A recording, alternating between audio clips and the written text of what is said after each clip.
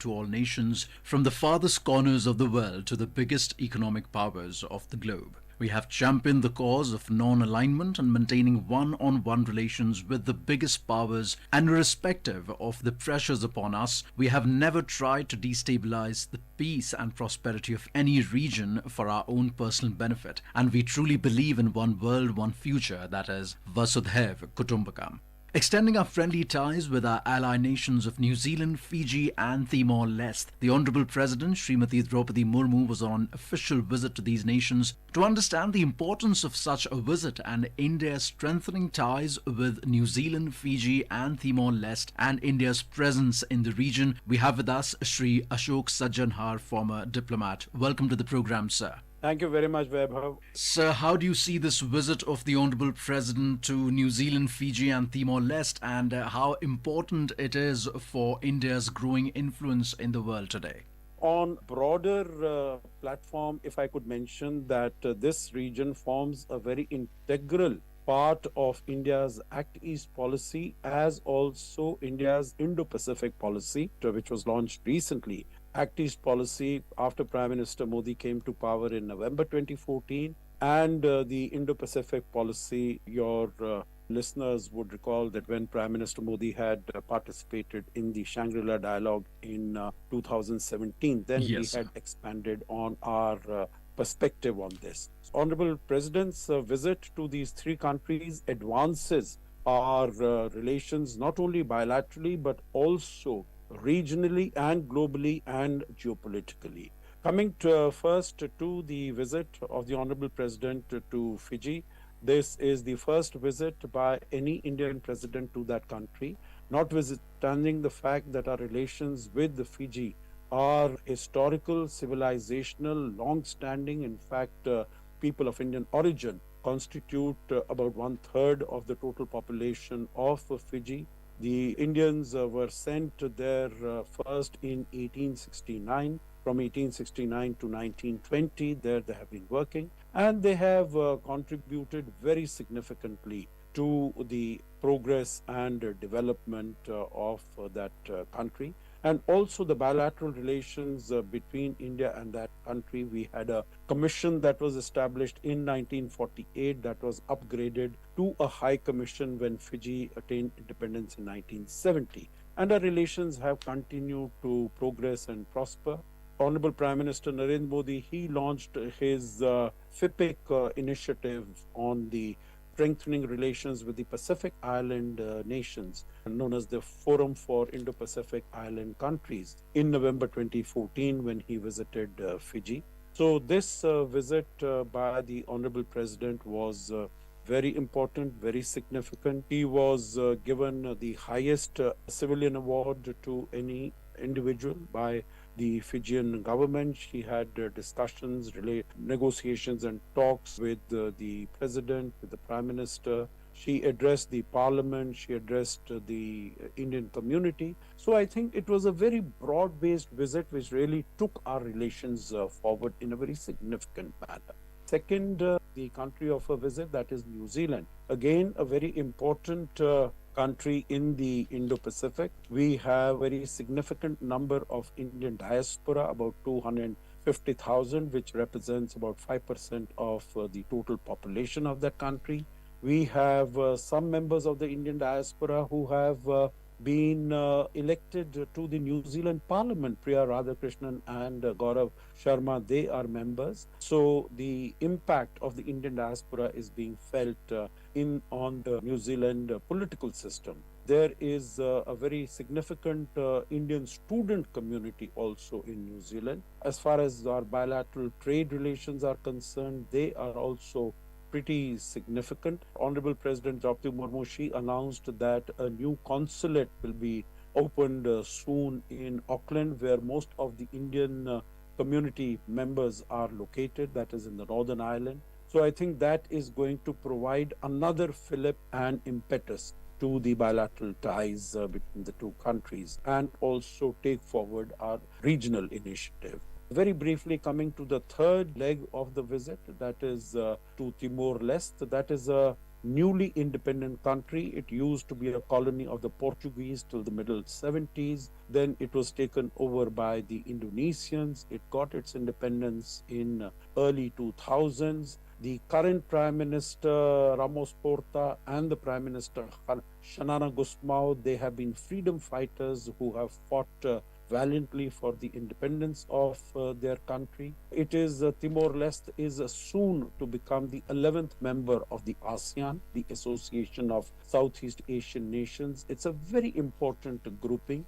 And so I think significance of Timor-Leste increases even more. The Honorable President announced that India will soon be opening its embassy in Delhi, which is the capital of Timor-Leste. And it is expected that Timor-Leste will also be opening its mission in India very soon. I think as a mark of honor and respect in which India is held in Timor-Leste. So I think this visit of the Honorable President to these three countries has provided a very significant impetus to our not only our bilateral ties but also our geopolitical initiatives in the region of Southeast Asia. So, India has Yeah. always extended the human assistance and disaster relief help to all its nations, be it the nations in the Indian subcontinent or otherwise. We saw it during the COVID pandemic, we saw it otherwise. And we also know that in today's dynamic world or the changing scenarios that we see on an international scale, be it Quad, be it the ASEAN grouping that you've just mentioned, in which Timor Leste would be a newly inducted member, how important it becomes for a country like India? I think India is growing power. India is a growing country, not only economically, but also because of its political and strategic heft as far as the world is concerned. I think as India has become the fifth largest economy in the world and soon to become the third largest economy in the world, its capacity to work with other countries for their benefit, particularly in the global south, I think that has expanded very significantly. You mentioned about this context of the COVID-19 pandemic that the world had to grapple with very recently. And India very capably demonstrated its credentials, because you would recall that when India started its own vaccination program, Yes, it sir. was on the 16th of January 2021. And within 4 days, we had already dispatched millions of doses of vaccines against COVID 19 in our neighborhood and to a large number of other countries. India has become the partner of choice for all countries, not only developed countries, but particularly as far as developing countries are concerned.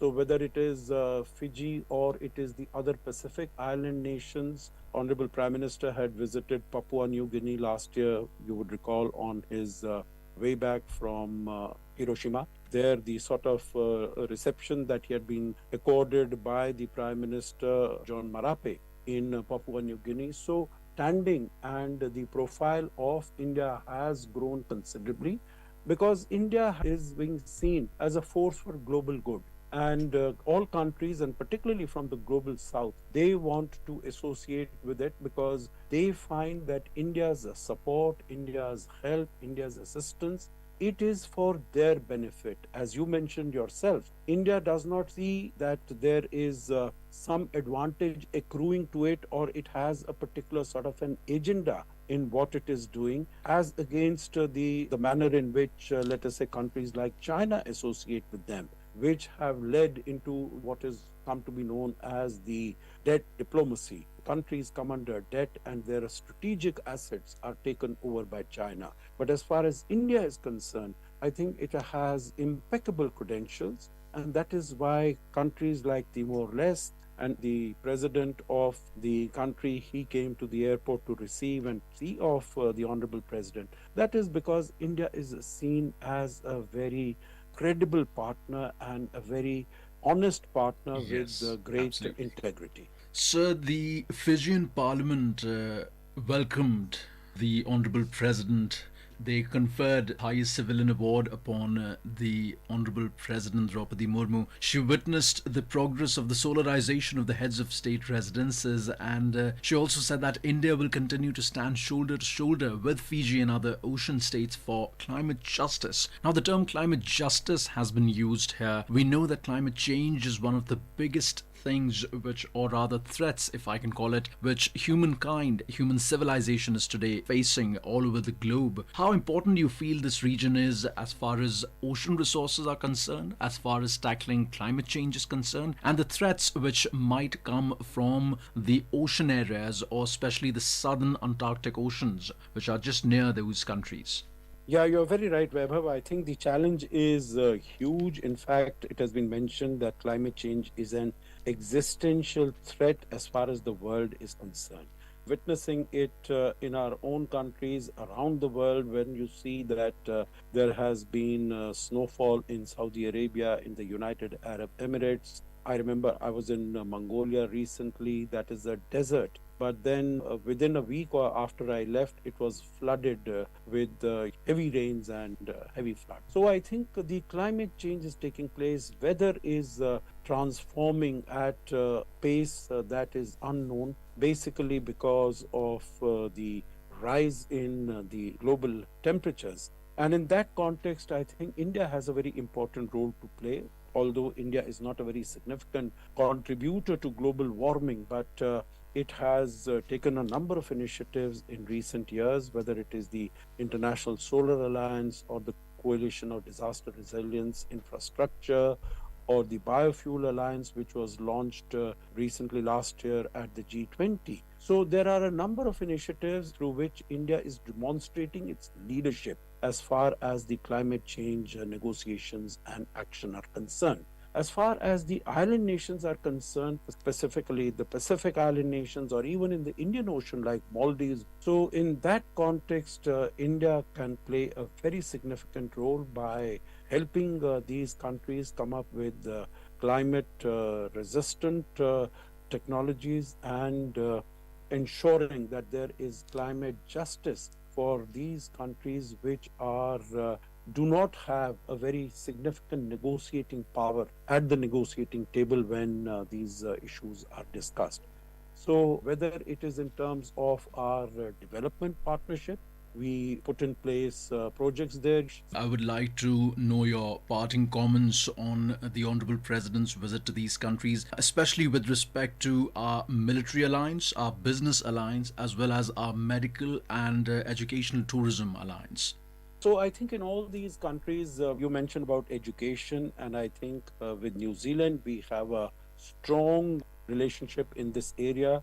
Honorable President even addressed an international conference on education when she was in New Zealand. As far as Fiji and Timor-Leste are concerned, of course, under ITEC programs, the Indian Technical and Economic Cooperation Program, we receive a large number of students and professionals to provide them training in different subjects, very important areas in India. So that is very significant. As far as bilateral trade and commerce is concerned, again, this is very important. India has trade relations, area of technology with all these countries, but much more is possible, and the potential is huge. And discussions that Honorable President had with the leadership of all these countries, I think there have been a number of agreements, a number of decisions that have, which will take our relations forward in a significant manner.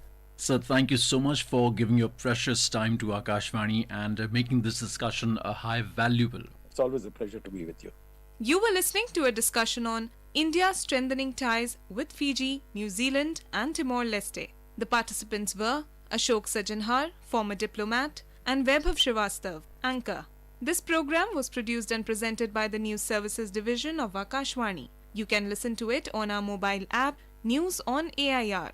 This program is also available on our YouTube channel, News on AIR Official.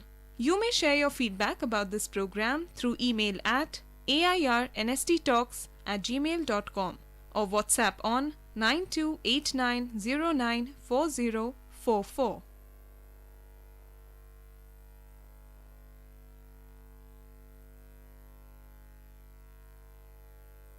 This is Delhi. Please stand by for the next broadcast. This is Akashvani.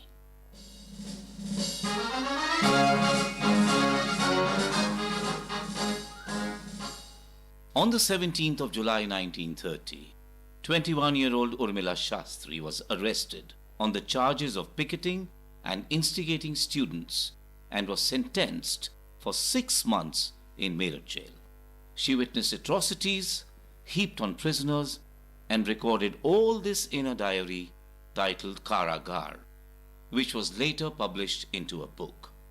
Today, in the National Program of Features, we bring to you an audio drama titled Urmila Shastri, A Beacon of Resistance, based on the book Karagar, which brings to life the trials and tribulations of Urmila Shastri's days in Meerut Central Jail. The audio drama will also acquaint the listeners with yet another story of an unsung hero of India.